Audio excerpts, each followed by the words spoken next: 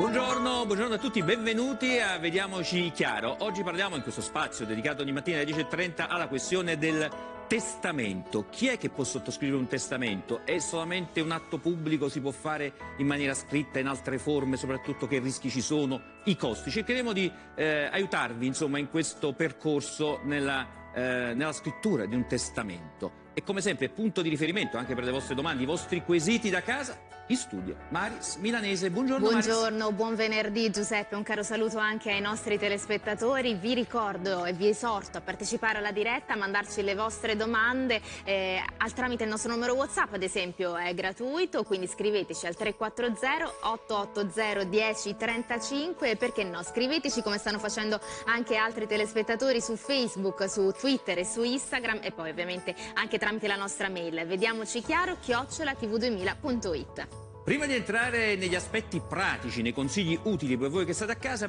abbiamo fatto una specie di ricognizione nei testamenti dei personaggi famosi nel corso della storia. Vediamo che cosa hanno scritto. Melania Giacò. Dicesi testamenti, atti giuridici del decuius, legacy, tesori di carta, che custodiscono storie, difficoltà, scelte economiche degli italiani. Non esiste testamento che non si apra o chiuda con questo imperativo. Tale è la mia precisa volontà. Qualunque essa sia, dal lascito tra le altre cose del conte di Cavour al suo cameriere Wedel. L'intero mio guardaroba con tutti gli abiti e lingerie di mia persona. A quel nota bene cui De Gasperi affida la convinzione di essermi battuto e aver lavorato per la difesa degli essenziali principi del cristianesimo nella vita pubblica. Dal desiderio di Marconi di togliersi qualche sassolino dalla scarpa verso la ex moglie, perché, scrive, non siano dimenticati alcuni momenti della mia vita, certo non piacevoli. A sua richiesta le ho donato la somma di lire italiane 3 milioni come da regolari ricevute che conservo. Al generale Garibaldi, che escludeva categoricamente dalle sue ultime volontà l'eventuale marito della sua ancora nubile figlia Clelia, che, anche maritandosi, resterà sola proprietaria della sua parte in Caprera, senza che suo marito possa pretendere qualsiasi diritto. Tra i testamenti dei grandi italiani che hanno contribuito a segnare la storia del nostro paese, anche a posteriori, raccolti dal Consiglio del Notariato, c'è infine Pirandello, che in 4 punti dispone: sia lasciata passare in silenzio la mia morte. Morto non mi si vesta, mi si avvolga nudo in un lenzuolo. Carro di infima classe, quello dei poveri. Dai personaggi famosi, dai testamenti dei personaggi famosi alla vita di tutti i giorni, alla vita che riguarda noi cittadini. Buongiorno al nostro ospite, il notaio Andrea Pantalani. Buongiorno, notaio. Buongiorno. Entriamo subito nel vivo. Quando una persona muore ci sono 2 strade sostanzialmente, la successione legittima e quella testamentaria. Partiamo dalla successione legittima, quella in cui non c'è la presenza di un testamento, di fatto. In caso di successione legittima si applicano le norme che il Codice Civile prevede per la devoluzione dei beni ereditari. Questi quindi vengono assegnati ai parenti più prossimi secondo dei criteri che la legge stabilisce in proporzioni già predeterminate dalla legge. Sia per la successione che per il testamento di fatto stiamo parlando del patrimonio, a chi andrà questo patrimonio. Ma che cosa significa patrimonio? Cioè io alla fine all'interno di questo patrimonio c'è tutto, dai gioielli ai mobili, alla casa che noi sappiamo, ma anche altre cose, tipo delle azioni.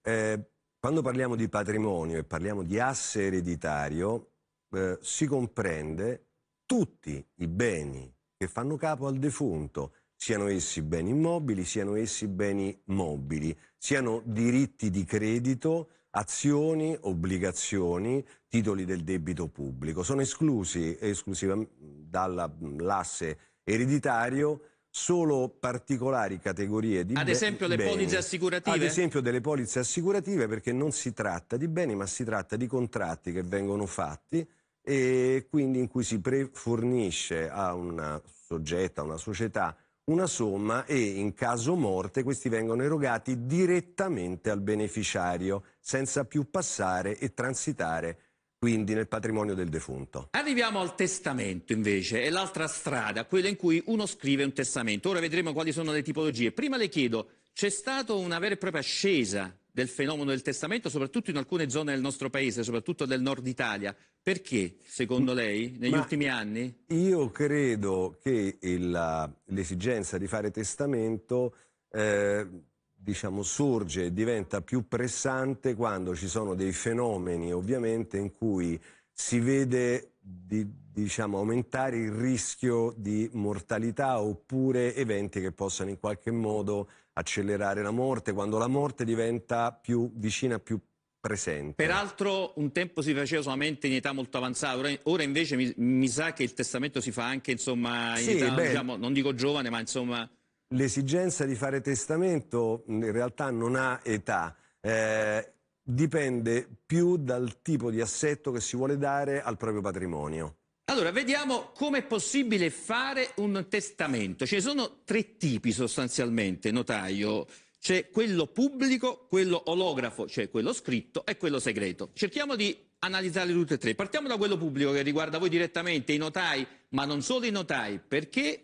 Allora, il testamento pubblico è il testamento fatto per atto notarile alla presenza dei 2 testimoni. È un testamento formale, ha dei vantaggi indubbi e sono quelli della certezza della data, sicurezza nella conservazione del documento, perché è un atto notarile che viene conservato dal notaio, e in più quella consulenza che viene prestata dal notaio nella sostanza della sua redazione come tecnico della materia. I testimoni possono essere chiunque, li deve portare la persona che fa il testamento? O... Testimoni può essere chiunque, purché non sia interessato al testamento o parente del testatore e del notaio. Mi dice quanto costa mediamente un'operazione del genere da un notaio?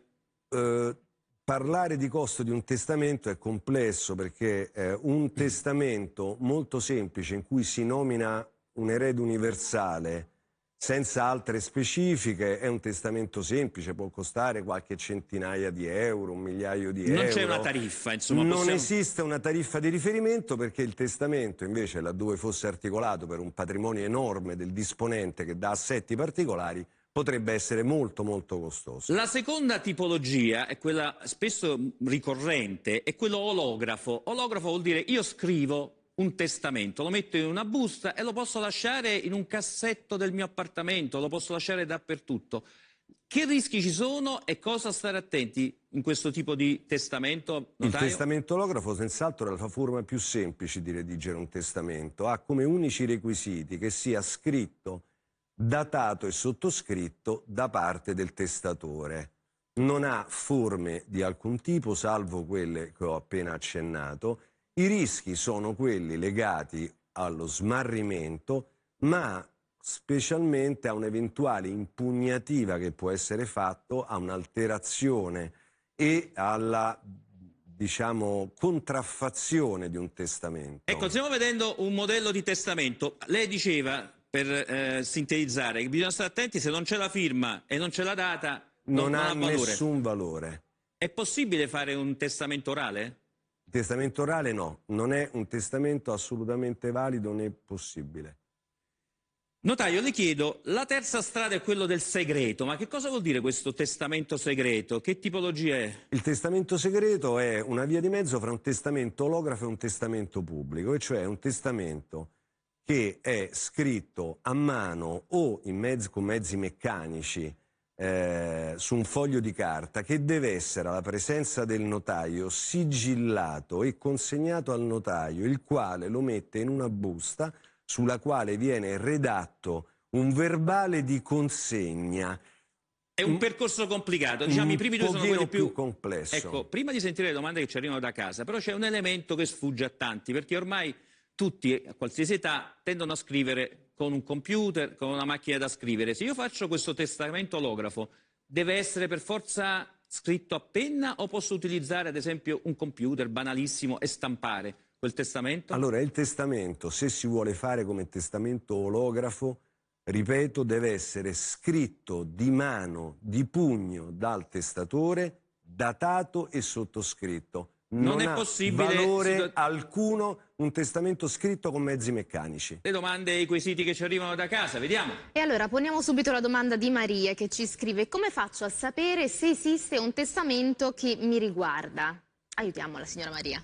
Allora, alla signora Maria diciamo che laddove avesse avuto un lutto in famiglia o una persona comunque vicina o cara deceduta, per sapere se questa persona ha fatto un testamento deve rivolgersi all'archivio notarile distrettuale dell'ultima residenza della defunta per sapere, mediante esibizione di un certificato di morte, se è stato fatto un testamento. Può poi ottenerne una copia e da questa copia verificherà se è stata nominata beneficiaria. Nel caso in cui non ci sia un testamento pubblico, quindi fatto con l'intervento di un notaio, può essere chiesto ai notai dell'ultima residenza, tramite il consiglio notarile di competenza dell'ultima residenza, se si ha notizia di un testamento olografo. Notaio, ma se sostanzialmente io voglio rintracciare questo testamento e il notaio è andato in pensione, non c'è più, oppure insomma ha cambiato regione, io quale strada devo intraprendere? La strada da intraprendere è la ricerca presso l'archivio notarile dell'ultima residenza del notaio, presso la quale è possibile rintracciare tutti gli atti del notaio eseguiti durante la vita o ricevuti durante la vita, ivi compresi i testamenti. Vediamo qualche altro quesito che ci sta arrivando da voi che state a casa, che ci state scrivendo. Maris. Una mail interessante ce la scrive Carmine e dice: perché fare il testamento se tanto i miei familiari ereditano già tutto? Questa è una valutazione assolutamente personale. Quindi laddove si voglia che la successione sia regolata dalle norme di legge e quindi ereditino secondo le norme stabilite dalla legge il coniuge, i figli o i fratelli, non c'è necessità di fare testamento. Se si vuole derogare da queste regole legali, invece è opportuno e necessario fare testamento. Voi notai ne vedete davvero di tutti i colori per quanto riguarda il testamento, perché ci sono anche cose simpatiche, cerchiamo anche di sdrammatizzare poi il tutto e siamo in collegamento, e lo ringraziamo, con il notaio Giulio Bino da Torino, del Consiglio Nazionale del Notariato. Buongiorno notaio, benvenuto. Allora, buongiorno agli spettatori. Ecco, io le chiedo subito, perché solo che lei ha vissuto delle vicende un po' particolari. La prima, e possiamo raccontarla ai telespettatori che stanno a casa, è vero che ha avuto un caso in cui ci sono stati addirittura 38 testamenti olografi, cioè 38 testamenti scritti. E come se l'è cavata lei? In che modo ha trovato una soluzione? E quanto tempo ci ha messo, notaio?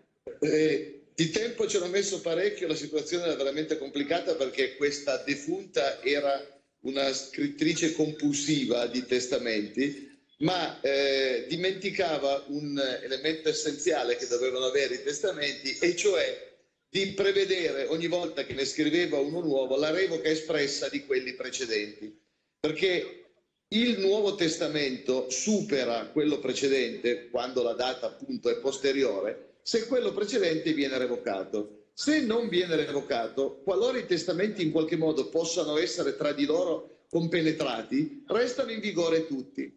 Questa signora continuava a prevedere disposizioni a favore dell'uno e dell'altro senza revocare quelli di prima, il che ha comportato la necessità di pubblicare tutti i 38 testamenti e di cercare di interpretare le disposizioni a favore dei vari soggetti che lei aveva ritenuto di beneficiare, senza che l'uno escludesse l'altro. Ecco, notaio, prima di vedere il secondo caso, che è anche molto curioso, quanto tempo ci avete messo per sbrogliare la matassa? Quanti anni? Lei consideri che il tempo che il legislatore fiscale concede per presentare la dichiarazione di successione è di un anno. Noi non volevamo andare oltre quell'anno e quindi siamo stati nell'anno, ma praticamente ci abbiamo messo un anno. Altro episodio che l'ha coinvolta, un signore benestante di Torino, della regione Piemonte. Insomma, ha fatto un testamento molto particolare e curioso. Addirittura ha inserito nel testamento una mappa del proprio appartamento, della propria casa, molto dettagliata, per scoprire una sorta di tesoro. Che cosa c'era in questo scrigno che poi avete tirato fuori? Allora, questo è stato un caso veramente molto curioso e anche divertente, devo dire, perché la mappa faceva riferimento a un punto preciso di un muro di casa sua, chiedeva di smurare con martellate proprio quella parte di muro, però diceva di fare attenzione perché nel momento in cui si fosse aperto quella nicchia si sarebbe trovato dell'amianto, ma nascosto in mezzo all'amianto avremmo trovato il tesoro. Il tesoro era un numero considerevole di diamanti che stavano proprio in questa teca murata che effettivamente ha visto anche dell'amianto nascosto che abbiamo in qualche modo reso innocuo semplicemente con una caraffa d'acqua, quindi l'abbiamo bagnato in modo tale che non fosse pericoloso.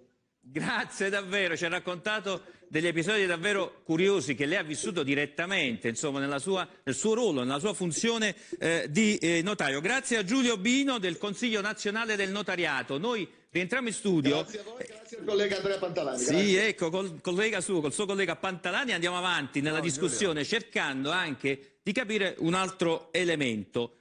Beh, l'asse ereditario, anche per quanto riguarda poi i costi che bisogna pagare, qual è e soprattutto che costi ci stanno di successione? Sono anche costi abbastanza pesanti, ricordiamocelo.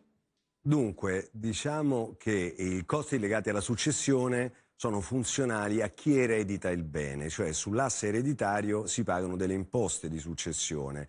Esiste nella nostra legislazione fiscale un'esenzione fino ad 1 milione di euro quando l'eredità va a favore del coniuge o di figli.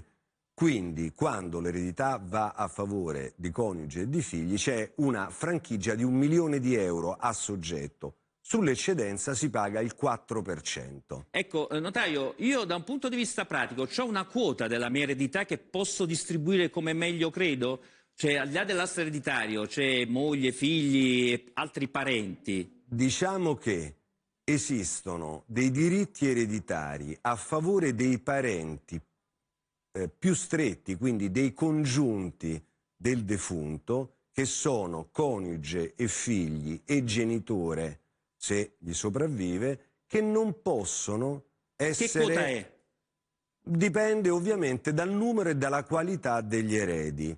Un esempio pratico: se muoio e lascio un figlio ed un coniuge, e ognuno di essi è riservato 1/3 del mio patrimonio ed 1/3 si chiama disponibile e la posso lasciare a chi voglio. A chiunque, posso anche addirittura fare un lascito solidale. Lascito solidale o lasciarlo cioè, dire, a un'associazione, a una onlus, lasciarlo a chiunque. In caso, ad esempio, di 2 figli e coniuge, ciascuno di essi ha una quota di 1/4 riservata ed 1/4 è la disponibile che posso lasciare a chi desidero. Domande ancora da casa. È sempre con grande piacere che ringrazio i telespettatori che oltre alle domande scritte ci mandano anche delle videodomande. Allora invito Giuseppe e il nostro esperto ad ascoltare la domanda di Serena. Buongiorno, sono Serena. Vorrei sapere se la seconda moglie di mio padre potrebbe impugnare il testamento se non fosse compresa. Grazie. Allora, in quanto tale, la seconda moglie è comunque coniuge del papà di Serena e pertanto ha tutti i diritti che la legge riserva al coniuge di una persona e quindi diritti minimi ed illegittimi. Laddove non fosse contemplata può certamente impugnare il testamento fatto dal coniuge reclamando la quota che le compete per legge, cosiddetta quota di riserva. Ecco, notaio, più che delle truffe, noi dovremmo parlare anche un po' di raggiri, perché purtroppo capitano queste cose, non è bello dirlo, ma capitano, soprattutto quando c'è il testamento olografo, cioè quello scritto, messo in un cassetto. Spesso questi testamenti svaniscono, vengono distrutti, è così purtroppo ancora oggi? Beh, certo, ovviamente il testamento olografo per sua stessa natura è un documento in cui la possibilità di contraffazione, di smarrimento, addirittura di falsificazione è frequente, è possibile. E io cosa posso fare? Posso impugnarlo? In che modo? Beh, per io, insomma, familiare. Un testamento fatto da una persona può essere impugnato ovviamente per falsità del testamento, laddove si abbiano indizi che non ci sia l'autografia da parte del testatore, oppure altro tema è quello della coercizione della volontà del testatore. Ecco, entriamo in un caso purtroppo senza criminalizzare nessuno, ma a volte si leggono sui giornali le notizie di cronaca, ad esempio delle badanti che stanno tanti anni accanto a delle persone, magari poi si trova un testamento dedicato, no? In cui vengono privilegiate. Quando è legittimo e quando uno lo fa in maniera, insomma, coerente e razionale va bene, ma in altri casi come fare a scoprirlo? Qual è il ruolo? Se gli eredi, i figli, i congiunti, i parenti del defunto hanno motivo di ritenere che quel testamento sia stato oggetto di una, diciamo, forzatura o comunque sia stato indotto suo malgrado il testatore a redigerlo, lo possono ovviamente impugnare. Perché ricordiamo che oltre ad essere maggiorenni, per fare un testamento c'è bisogno della capacità di intendere e di volere, che è importante questo, ricordiamolo sempre. Certamente la capacità di intendere e di volere è un requisito indispensabile affinché si possa disporre delle proprie sostanze. Notaio, abbiamo scattato una fotografia dando dei suggerimenti a casa, perché è un momento importante, spesso si è disorientati quando bisogna redigere un testamento. Grazie davvero, grazie al notaio Andrea Pantalani che è stato con noi in studio. Ora è il momento della rubrica del venerdì. Vediamoci chiaro insieme, vediamo che cosa